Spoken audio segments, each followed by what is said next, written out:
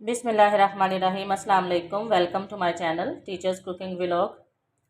आज मैं बनाने लगी हूँ टर्किश हलवा, जो कि तिल जो है इनसे बनाया जाता है। इसके लिए जो मैंने इंग्रेडिएंट्स लिए हैं, ये मैंने देसी घी लिया है। सभी चीज़ों की मेजरमेंट जो है आपने एक जैसे बर्तन के साथ करनी है। जैसा कि मैंने ये लिया है 1 प्याली खुश्क दूध, 1 प्याली ही मैंने ली है सफ़ेद तिल, उतनी ही मैंने ली है चीनी। उसमें मैंने 1 चम्मच जो है वो शक्कर का शामिल कर लिया है और शक्कर का बहुत अच्छा टेस्ट आता है। और साथ मैंने रखी हैं इसके ऊपर 2 सब्ज़ इलायचियाँ, क्योंकि जब हम चीनी ग्राइंड करेंगे तो इलायचियाँ इसमें अच्छे तरीके से ग्राइंड हो जाएंगी। गार्निशिंग के लिए हैं कुछ नट्स, बादाम है मेरे पास, और ये है मेरे पास नारियल। दोनों चीज़ों को मैंने काट लिया है। और ये है देसी घी। देसी घी आपने जितना तिल आपने लेने हैं उससे 2 चम्मच कम लेना है।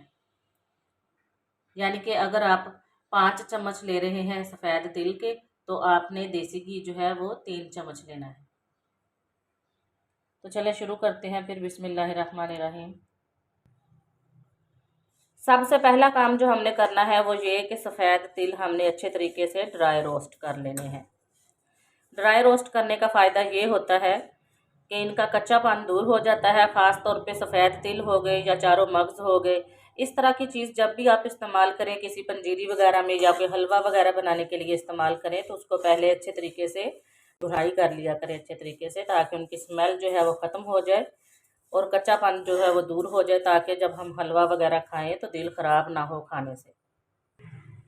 तिलों का बहुत अच्छा सा लाइट ब्राउन सा कलर आता जा रहा है। बस कुछ ही देर से हम और करेंगे ड्राई रोस्ट और फिर फ्लेम ऑफ कर देंगे।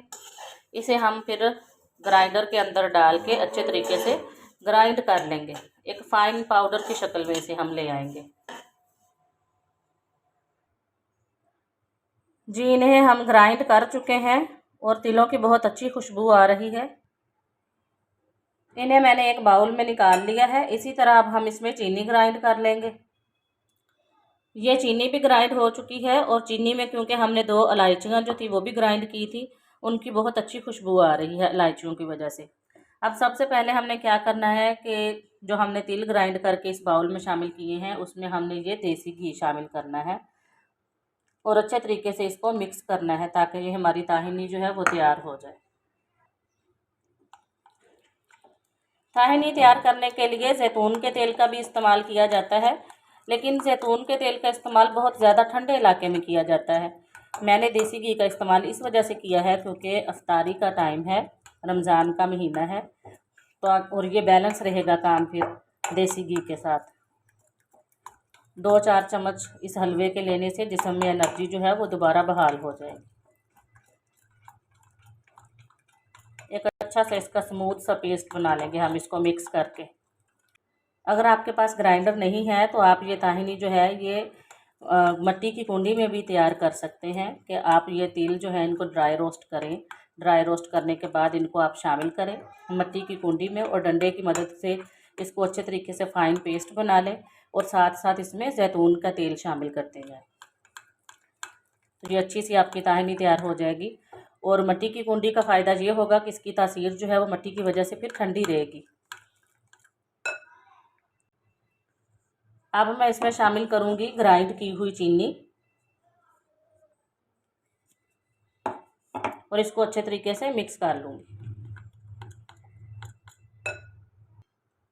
चीनी शामिल करने के बाद इसमें मैं खुश्क दूध शामिल करने लगी हूँ और फिर इसको अच्छे तरीके से मिक्स करूँगी कि ये बिल्कुल यकजान हो जाए।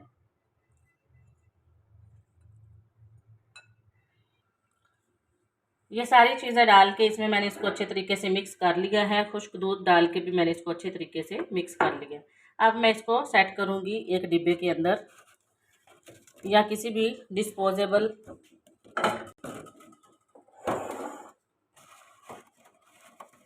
आप कोई भी डिस्पोजेबल भी ले सकते हैं डिब्बा वगैरह।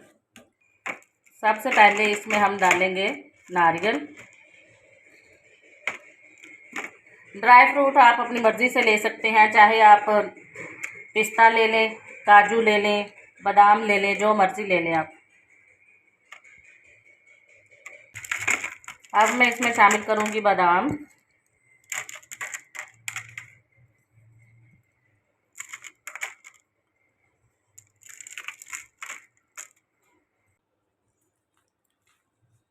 अब मैं इसमें ये सेट कर दूँगी अच्छे तरीके से हाथ के साथ दबा के।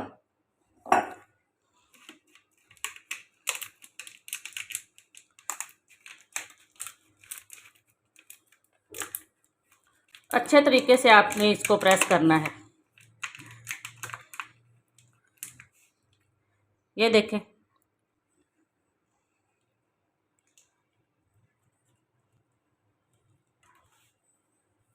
दो घंटे के लिए इसको फ्रिज में रख देना है।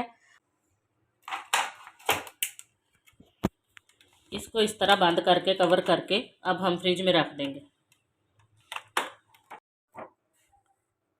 ये 2 घंटे के बाद हमने देखा है तो ये बिल्कुल मुकम्मल तरीके से जम चुकी है। अब इसको हम निकाल लेंगे बाहर। ये मैंने डब्बा इसीलिए डिस्पोजेबल लिया था कि ये देखें इसमें ये लचक होती है और जब हम इसे निकालेंगे तो ये इजीली जल्दी निकल जाएगा।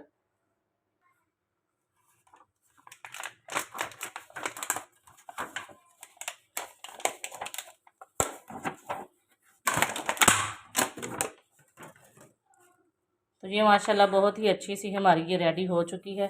इसकी अब हम कटिंग करते हैं।